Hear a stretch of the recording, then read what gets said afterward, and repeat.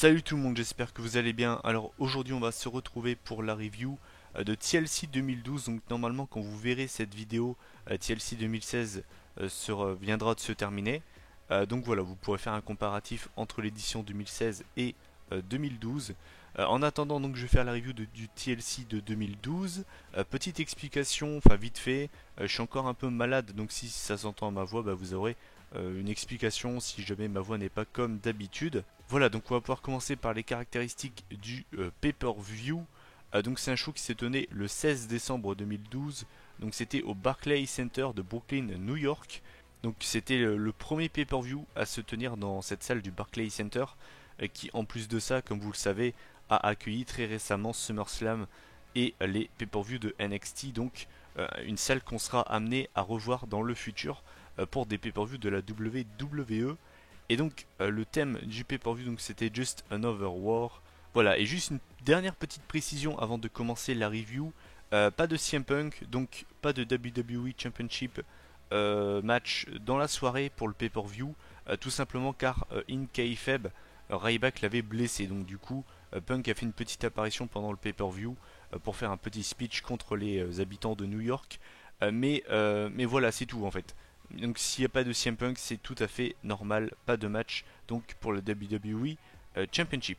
Donc l'opener donc pour cette édition de TLC, donc c'était un tables match entre Sin Cara et Rey Mysterio contre la team Rhodes Scholar. L'équipe en fait qui remportait ce match donc avait un title shot pour les ceintures par équipe détenues à l'époque par la team Hell No. Donc match qui a duré un peu moins de 10 minutes, 9 minutes 30. Donc c'est plutôt pas mal pour ouvrir le show. J'ai trouvé que c'était un bon choix d'avoir mis ce match là en opener. J'ai trouvé que c'était un match plutôt sympa pour commencer la soirée. J'ai noté que c'était un match qui était au début dominé par les Faces, donc Sin Cara et Rey Mysterio. Finalement match qui aura été dominé en grande partie par les Heels, donc la team Rhodes Scholar. Et donc finalement à la fin les Faces ont réussi à revenir pour donner un petit peu de suspense à ce match. J'ai envie de vous dire, c'est une construction très basique mais qui marche à chaque fois. J'ai noté qu'on avait eu pas mal d'utilisation de la table, notamment pour frapper l'adversaire avec. Donc souvent ce qu'ils ont fait c'est qu'en fait chacun des partenaires tenait un bout de la table pour frapper donc les autres avec en fonçant dessus. Et il faut savoir que donc à la fois les heels et à la fois les faces se sont servis de cette technique. Sinon j'ai rien d'autre à dire de spécial sur ce match, c'était un match plutôt sympa. Après il n'était pas exceptionnel non plus, mais je veux dire c'était un bon petit match pour ouvrir le show. J'ai noté en fait qu'à la fin du match on avait Sin Cara qui allait porter une springboard sur Damien Sandow. Et en fait on a Cody Rhodes qui arrive et qui en fait pousse Sin Cara quand il allait faire son springboard. Donc en fait il était sur la troisième corde. Et donc il chute lourdement à l'extérieur du ring dans deux tables qui avaient été positionnées auparavant. Donc j'ai bien aimé la fin. C'est un bon finish, ça rend plutôt bien à l'écran. Donc voilà, donc victoire de la team Rhodes Scholar. Donc voilà, j'ai noté que c'était un bon petit match pour ouvrir le show. Il avait rien d'exceptionnel, mais c'était plutôt sympa. Donc j'ai mis une note de 7 sur 10. Ensuite, le deuxième match de la soirée, donc c'était pour le titre US, donc c'était Cesaro à l'époque qui était le champion, enfin en tout cas Antonio Cesaro, qui défendait donc son titre contre Earl Truth. Donc le match qui a duré un peu plus de 6 minutes, donc c'est pas hyper long, c'est pas non plus catastrophique, mais bon, c'est pas très très long quoi.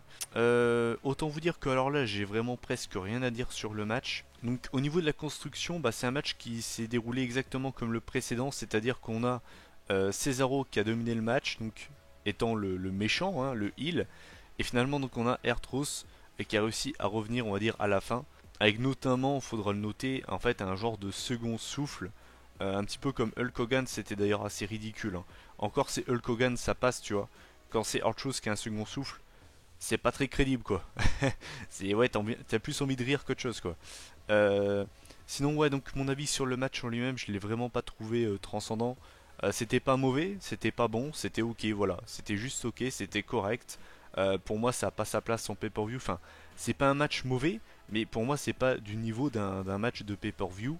J'ai noté quand même que R-Truth avait réussi à porter son corkscrew scissor kick. Donc, vous savez, c'est son coup de pied un petit peu comme portait Booker T. Mais finalement, donc Cesaro a réussi à se dégager. Et même mieux que ça, Cesaro a réussi à remporter le match donc avec son neutralizer pour conserver le titre US. Donc c'était un match qui était vraiment pas ouf. C'était pas mauvais, c'était pas bon, c'était ok. Donc j'ai mis la note de 5,5 sur 10. Et puis voilà. Ensuite, le troisième match de la soirée, donc c'était pour le titre intercontinental. Donc on avait Kofi Kingston qui était le champion face à Wade Barrett, donc qui était donc du coup le challenger. Match qui a été un petit peu plus long que le précédent, il a duré 8 minutes, donc ça en fait une bonne petite durée. Pareil, alors là c'est encore une fois, j'ai presque rien à dire sur le match. Pour l'instant, j'ai pas grand chose à dire hein, sur les matchs. C'est pas qu'ils sont mauvais ou autre, hein, mais c'est vrai que j'ai pas spécialement des choses à dire dessus. Donc là, c'est un match assez équilibré. Ça a changé au niveau de la construction par rapport au précédent. Là, c'était vraiment équilibré. Il n'y a pas vraiment de catcheur pour moi qui a vraiment dominé. C'était assez équilibré. Ce que je préfère, j'aime bien les matchs où voilà, t'as pas vraiment de catcheur qui domine. Ça rend le match un peu plus divertissant, je trouve. Et j'ai noté qu'on avait eu pas mal de tombées à deux, donc pas mal de near fall en fait. Donc ça a rendu le match plutôt sympa. Voilà, le match était pas mauvais. Hein. Honnêtement, c'était encore une fois, c'était un peu mieux que le précédent. Mais c'était pas non plus ouf, mais ça rendait quand même un match plutôt sympa. Voilà, encore une fois, j'ai presque rien à dire sur le match en lui-même. Donc je vais revenir à la fin. Donc en fait, à la fin, on a Wade Barrett qui a pris le bras de Kofi Kingston. Il voulait en fait le tirer vers lui pour lui porter son boule hammer. Et finalement, en fait, il n'a pas eu le temps puisque Kofi Kingston, en étant ramené vers Wade Barrett, lui a porté le Trouble in Paradise pour conserver le titre intercontinental. Donc j'ai vraiment trouvé que le match était sympa. Après, il avait rien d'exceptionnel, hein, mais c'était un match plutôt sympa entre les deux. Et du coup, j'ai mis la note de 6,5 sur 10. Ensuite, on va arriver pour moi de très très loin au match du pay-per-view. Pour moi, rien que ce match-là vaut le coup. Donc c'était un six-man TLC match. Donc on avait The Shield qui faisait leur début en pay-per-view face à la team Hell No et Ryback. Un match qui a duré un peu moins de 23 minutes, donc c'est une très très bonne durée. Donc j'ai pas mal de choses à dire sur ce match. Alors, c'est pas un match qui revient très souvent parmi les fans de catch. Pour moi d'ailleurs, c'est un match très très sous-coté, on n'en parle presque pas. Mais je le trouve vraiment très très bon, très divertissant. Vraiment, j'insiste dessus, c'est un match qui pour moi mérite beaucoup plus d'attention. On n'en parle presque jamais de ce match. Je vais commencer déjà par les bases, on va dire. En fait, ce qui a fait la différence dans ce match, en fait, c'est que le Shield, et ça donnait vraiment cette impression-là, travaillait vraiment pour tous les membres. C'est-à-dire que t'avais pas un gars qui travaillait pour lui-même. C'est-à-dire que t'avais vraiment Dean Ambrose, il se battait pour Roman Reigns et pour Seth Rollins. Seth Rollins, c'était pour Roman Reigns et Dean Ambrose. Et Roman Reigns, voilà, c'était pareil. En fait, c'était vraiment des brothers, des gars qui se battaient pour pas pour leur gueule, mais pour tous, tu vois.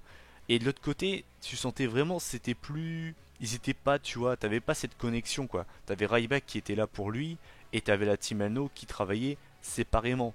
Et tu l'as vraiment ressenti, c'est-à-dire que pour vous expliquer la chose, t'avais vraiment le Shield qui était soudé. C'est-à-dire qu'à chaque fois que t'avais un tombé, par exemple, je veux dire une bêtise, Daniel Bryan sur Seth Rollins, t'avais toujours Roman Reigns et Dean Ambrose qui venaient casser le tombé. Et de l'autre côté, c'était moins flagrant, tu vois. Et ça s'est vraiment ressenti dans le match, ce côté fraternité, ce côté brother, ce côté frère, tu vois, qui s'est ressenti du côté du Shield. Sinon, le match en lui-même, qu'est-ce que j'en ai pensé? J'ai trouvé que c'était un match de fou. Il n'y avait pas une seule seconde de pause. Il y avait un rythme de fou, vraiment, c'est ça qui est marquant. C'est qu'il y a un rythme de fou furieux. Alors vous allez me dire, ouais, mais c'est normal, Mathieu, t'as 6 mecs autour du ring, c'est normal. Mais c'est déjà arrivé dans le passé que t'aies des matchs avec 6 catcheurs et que en fait tu te fasses chier. Moi, ça m'est déjà arrivé en tout cas. Et là, c'est pas le cas. C'est-à-dire qu'il y a vraiment un très très bon rythme dans ce match. Sinon, qu'est-ce qui est à noter comme, on va dire, gros spot? On a notamment Roman Reigns qui a fait passer Kane à travers les barricades en lui portant un spear. Donc t'as le public qui a popé. On a Seth Rollins qui s'est fait pousser par Ryback du haut de l'échelle, donc à travers deux tables près du Titantron. Donc ça c'est clairement le spot du match, c'était impressionnant à voir, très très bien foutu. On a également la triple powerbomb du Shield sur Ryback, donc qui passe à travers la table des commentateurs. J'ai noté qu'on avait donc eu utilisation de tables, chaises et échelles qui ont servi, et que donc la stipulation a été respectée.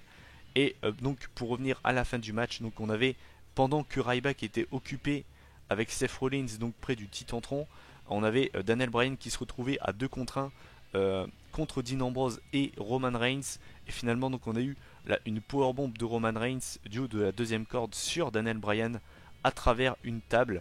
posé dans le ring. Et donc finalement victoire du Shield. Grosse victoire hein, pour le Shield. De toute façon j'ai envie de vous dire c'est un gang, un clan qui a marqué l'histoire de la fédération. Mais premier match en pay-per-view, les mecs battent les WWE Tag Team Champions et Ryback. Ryback qui en 2012 était beaucoup plus haute qu'en 2015 par exemple. Et encore une fois Ryback qui a eu un booking on va dire entre guillemets protégé. Puisque certes il a perdu mais au moment en fait où l'arbitre a fini le match, on avait Ryback qui était en train de revenir sur le ring pour montrer que même si le match était terminé, il était encore debout, capable de se battre. Donc c'est vrai que c'était assez bien joué de leur part. Mais voilà, gros match, vraiment j'insiste dessus. Si vous l'avez jamais vu ou si vous l'avez pas vu depuis longtemps, vraiment je vous conseille d'aller le revoir. Je l'ai vraiment surkiffé. J'ai pas mis 10 parce que pour moi il manque vraiment quelque chose, un petit truc, je sais pas quoi. Mais vraiment c'était très bien joué. Bravo aux 6 catcheurs, ils nous ont régalé. Et donc au niveau de la note j'ai mis 9,5 sur 10. Vraiment très bon match. Ensuite alors là on passe vraiment du tout au tout. Donc là c'était pour le Divas Championship. On avait Eve Torres donc, qui était la championne face à Naomi.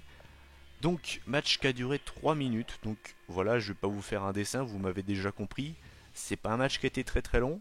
J'ai pas grand chose à dire dessus. En fait c'est un match qui a été dominé par Naomi, qui d'ailleurs a fait une belle performance. Alors le match est pas long certes, mais c'est vrai que Naomi a montré vraiment des belles qualités athlétiques pendant ce match. Mais ça n'aura pas suffi puisque donc c'est Eve Torres qui a conservé son titre. Donc en portant un genre de neckbreaker sur Naomi pour conserver le titre. J'ai pas grand chose à dire dessus. J'ai juste trouvé ça dommage que le match n'ait pas été plus long parce que honnêtement le match n'a pas été très long certes mais était pas chiant contrairement à beaucoup de matchs de diva de l'époque grâce à Naomi qui a vraiment fait une belle performance. Malheureusement pour elle c'était beaucoup trop court. Donc du coup j'ai mis la note de 3,5 sur 10. Ensuite, on va passer à un match qui ne me donnait absolument pas envie. Donc, c'était pour le World Heavyweight Championship. Donc, c'était un match de chaises. Donc, opposant le Big Show, qui était le World Heavyweight Champion à l'époque, à Sheamus. Alors, pourquoi c'est un match qui me donnait pas du tout envie? Il y avait plusieurs raisons à ça. Déjà, l'affiche Big Show Sheamus, ça ne me donne pas du tout envie. Deuxième raison, c'est qu'on en a bouffé et rebouffé pendant l'année 2012. Faut savoir que les gars s'étaient déjà affrontés au Survivor Series et à Hell in a Cell avant, donc t'avais pas vraiment de hype, hein, clairement pas. Et troisième raison, c'est que c'était un match de chaises et je trouve cette stipulation boring as fuck. Citez-moi un bon chairs match dans l'histoire de la fédération. Honnêtement, je n'en vois aucun. Genre, quand je dis bon, c'est pas correct, hein, vraiment bon. Genre, vraiment bon. J'en vois aucun. Donc c'est vrai que c'est ça qui m'a vraiment pas du tout hypé, quoi. J'étais vraiment pas hypé en voyant cette affiche. Sinon le match en lui-même, je vais vous dire la chose que je dis à chaque fois qu'on a le Big Show ou par exemple Mark Henry, j'ai été assez indulgent. Je veux dire, on a le Big Show, faut pas s'attendre à avoir un rythme incroyable, faut pas s'attendre à avoir le Big Show qui ne fasse des Huracan Rana ou je ne sais quoi.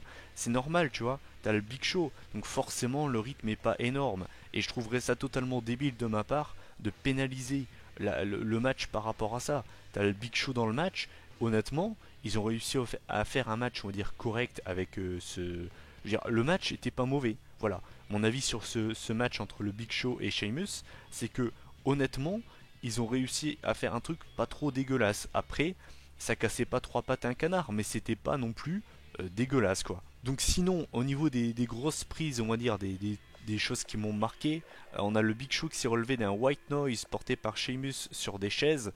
Et de l'autre côté, on a Sheamus qui s'est relevé du KO Punch et du Chokeslam. Bon, j'ai envie de vous dire, le Chokeslam, tout le monde s'en relève, c'est pas ça qui est choquant. Mais sinon, je vais revenir à la fin du match parce que j'ai pas grand chose à dire en fait. Donc en fait, à la fin du match, on a le Big Show qui sort une chaise géante. Donc on avait déjà eu ça pour le Big Show, il avait sorti une échelle géante quand il avait participé au Money in the Bank. Je sais plus quelle édition d'ailleurs. Il avait sorti une échelle géante. Bah là c'était un petit peu la même chose sauf que là c'était une chaise. Et donc en fait il a frappé Sheamus avec dans le dos pour remporter le match. Donc je suis vraiment pas fan de cette fin en fait. Qui sorte une chaise géante, c'est pas ça qui me dérange. Mais que tu finisses le match sur un coup de chaise. Bon, certes la chaise est grande, hein, c'est pas ça le problème. Mais j'ai vraiment pas trouvé ça très intelligent en fait. Bah, moi j'aurais préféré que le match se finisse sur un KO punch par exemple. Bon bref. Sinon donc mon avis sur le match sur lui-même, je l'ai vraiment pas trouvé transcendant. Mais comme je l'ai dit, voilà, il y a le Big Show dans le match, donc ça explique aussi cela. Donc match qui a duré un peu plus de 14 minutes. Et donc j'ai mis 6 sur 10. Donc ça reste quand même correct, mais c'est vrai que pour le titre poids lourd, c'était quand même pas ouf quoi. Ensuite, l'avant-dernier match de la soirée. Je vais quand même vous expliquer pourquoi on a eu ce match. Donc en fait, on a eu les Free MB contre Alberto Del Rio, le Miz et le Brooklyn Brawler. Vous allez me dire, qu'est-ce que c'est ce match encore une fois? Donc plus tôt dans la soirée, on a eu le Miz TV, puisqu'à l'époque le Miz était face. Et donc en fait, il a invité les Free MB dans son Miz TV. Sauf que pendant son Miz TV, on a les Free MB en fait qui s'en sont pris aux commentateurs mexicains, avec notamment Heath Slater qui disait on est aux États-Unis, on parle américain ici, vive les Américains, je sais pas quoi. Je trouve d'ailleurs ça très très raciste. Dédicace à Donald Trump, MDR. Et donc en fait, ils s'en sont pris aux commentateurs mexicains. Donc du coup, on a Ricardo Rodriguez qui est venu des backstage pour essayer de calmer les choses, sachant que lui est également mexicain. Ils s'en sont pris également à lui. Et donc en fait, on a Alberto Del Rio forcément qui est venu pour sauver son annonceur personnel.